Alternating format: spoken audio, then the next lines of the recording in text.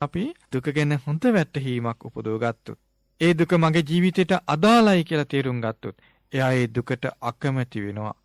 අන්‍යයා කැමති ඒ දුකින් නිදහස් වෙන්න. ඒක තමයි ඡන්දය කියලා කියන්නේ. දුකින් නිදහස් වෙන්න ඕනේ කියන එකයි ඡන්දය කියන්නේ.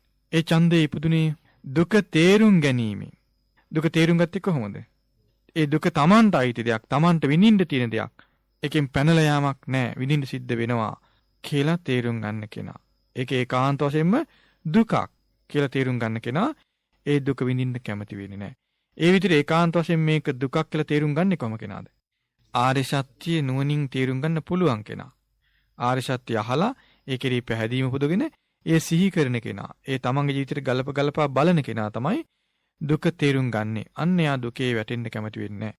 එයා ඒකාන්ත වශයෙන්ම දුකින් නිදහස් විය යුතුයි කියන කැමැත්ත උපදව ගන්නවා. ඒකට භාගතුන් වහන්සේ කියා දුන්නේ ඡන්දය කියලා. ඒතර ඒ දුකින් නිදහස් වීම සිද්ධ වෙන්නේ කොතනදීද? භාගතුන් වහන්සේ කියා දෙනවා ජාති පච්චයා ජරා මරණ ශෝක පරිදේව දුක්ඛ දෝමනස්ස උපායාස මේ ආදී වශයෙන් ඉපදීම නිසා දුක හටගන්න බව තමයි භාගතුන් වහන්සේ කියා දෙන්නේ නේද? ඉපදීම නිරුද්ධ වීමෙන් දුක නිරුද්ධ වෙනවා කියලාත් භාගතුන් වහන්සේ කියා දෙනවා. දැන් බලන්න දුක ගැන තේරුම් ගත්ත කෙනා, දුකේ නිරුද්ධ වීම ගැන තේරුම් ගත්ත කෙනා දුකට අකමැති වෙනවා, දුක් නිරෝධයට කැමති වෙනවා. දැන් එයා කැමති වෙන්නේ මොකටද? ඉපදීමෙන් නිදහස් වෙන්නයි යා කැමති වෙන්නේ. ඉපදීම නිරුද්ධ වීමටයි යා කැමති වෙන්නේ. ඉපදීම නිරුද්ධ වෙන්නේ අරහත්ත්වයට පත් වෙනකොටයි. එහෙනම් ඉපදීම නිරුද්ධ වෙන්නේ රාග ද්වේෂ මොහ සම්පූර්ණයෙන් ෂේ වුණාම, තණ්හාව ෂේ වුණාම.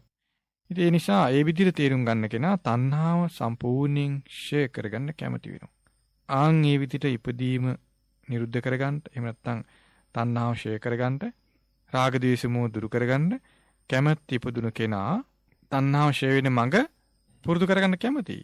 අන්‍යයකට වීරිය කරනවා. වීරිය නොකර නිවන් මඟට එන්න බෑ. එයා වීරිය උපදව ගන්නවා. ඒතර ඒ විදිහට කැමති වුණ කෙනා ආර්ය අෂ්ටාංගික මාර්ගය පුරුදු කරගන්න කැමතියි. බලන්න මේ විදිහට අපි තමන්ගේ ජීවිතය ගැනම විමසා යමෙක් බලනවා නම් යම් කැළඹිලි ස්වභාවයෙන් තියෙනවා ෂේ වෙනවා. ඒ නිසා කවුරුත් ඒ විදිහට ආර්ය සත්‍ය ඉගෙනගෙන ආර්ය සත්‍ය ජීවිතයට ගලපෙමින් තමාගේ ජීවිතය තේරුම් ගන්න බලන්න. ඒතර ඔයගොල්ලන් තීරේ අපි අසරණ ස්වභාවයට වැටිලා ඉන්නේ සසරේ කියලා. වයසට යෑම, ලෙඩවීම, මරණයටපත් වීම, ප්‍රියයන්ගෙන් වෙන්වීම, අප්‍රියයන් හා එකතු වීම, කැමැති දේ නොලැබීම මේ ආදී දුකට අයිති දේවල් හොඳට තේරුම් ගන්න. තමන්ගේ ජීවිතයේ පුරාවට තිබෙන්නේ මේ දුකට අයිති දේවල් නේද? එයින් බැහැර තැනක මගේ ජීවිතේ නෑ නේද කියලා මොකට කල්පනා වුණොත්, තේරුණොත් එයාට හිතේ මා සසරේ මොනතරම් අසරණ කෙනෙක්ද? මේ සංසාරේ මං කොයිතරම් අසරණවද ආවේ කියලා තේරෙයි. මේ ධර්මයේ ඇහුවේ නැත්තම් මට මේ අසරණ භාවයේ තුලම ඉන්න වෙනවා නේද කියලා තේරෙයි. එතකොට තේරියාට බුදුරජාන් වහන්සේ මුණ ගැහිීමෙන් මගේ අසරණ බව මට තේරුම් ගන්න පුළුවන් වුණා නේද? එහෙනම් බුදුරජාන් වහන්සේ හැර මට වෙන සරණක් නැහැ නේ කියලා තේරෙයි. මේ සද්ධර්මයේ මුණ නොගැහුණා නම් මට සරණක් නැහැ, මම අසරණයි කියලා තේරෙයි. එහෙනම් එයා තේරුම් ගන්නවා ධර්මයේ සරණ හැර සරණක් මට නැහැ නේ කියලා. මේ ධර්මයේ පුරුදු කරන්නා වූ සංගරුවනේ සරණ හැර මට සරණක් නැහැ නේ කියලා තේරෙයි.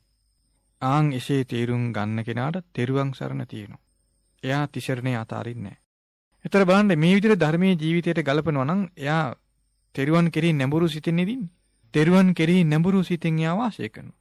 ඒ විදිහට වාසය කරන අය ඊටාම සුවපහසු හිත උපදව ගනිමින් ඉන්නේ. ඒ තුල අර පීඩා කරන හිත ටික ටික නැති වෙලා යනවා. ඒ ධර්මයේ නැඹුරු වෙලා ඉන්නේ. ඒකයි සරණක් තියෙනවා කියලා කියන්නේ. එහෙම නැති තැන අසරණයි, පීඩා. එයාට ගැලවෙන්න බෑ. හිතේ පීඩා වෙනවා නම් එයාට සරණක් නෑ නේද? අසරණයි නේද එයා? ගැලවීමක් නෑ. එහෙනම් හිත සුවපත් බවට පත් වෙන්නේ බුදුරජාණන් වහන්සේගේ සරණ ලැබූ කෙනා. ධර්මයේ සරණ ලැබූ කෙනා තුළ හිත සුවපත් බවට පත් වෙනවා. සංගරුවනේ සරණ ලැබූ කෙනා තුළ හිත සුවපත් බවට පත් වෙනවා. ඒකට තමයි තෙරුවන් සරණ ලැබුවා කියලා කියන්නේ. ඒ නිසා අපිට මුණ ගැහුණ අපට තේරුම් ගන්න පුළුවන් වුණ ඒ තිසරණය ජීවිතේට හොඳට සම්බන්ධ කරගන්න. වෙනස් නොවන විදියට ස්ථිර විදියට තිසරණය තුළ පිහිටා සිටින්න කවුරුත්